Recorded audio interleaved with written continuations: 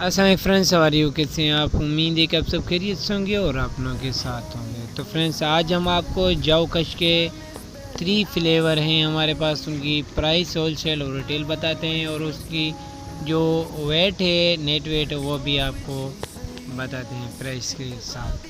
तो फ्रेंड्स, सबसे पहले हमारे पास ब्लैक नेचुरल्स वंस, इसका नेट वेट है 200 ग्राम और इसकी प्राइस है 270। आपको 250 रुपीज़ तक भी मिल सकता है। तो फ्रेंड्स, इसके बाद हमारे पास है वीट फूड की ये पेकर्स नाम की डब्बा है, जो तीन है, जो इसका नेट वेट है 375 ग्राम, 375 ग्राम इसका नेट वेट है और इसकी जो प्राइस है 270 रुपीज़ है, 270 रुपये।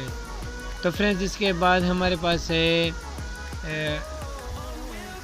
वाइट कलर का ये प्लास्टिक डब्बा है, जिसकी प्राइस है इस वक्त।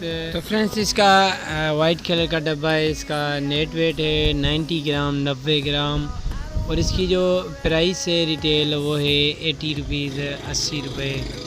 तो फ्रेंड्स, मज़ीद वीडियो देखने के लिए हमारे चैनल का विज़िट कीजिए और डेली प्राइस के अपडेट के लिए लाइक और सब्सक्राइब करें और बेल आइकन ज़रूर प्रेस करें, बेल आइकन ऑल करें, ताकि जो भी न्यू वीडियो हमारे अपलोड हो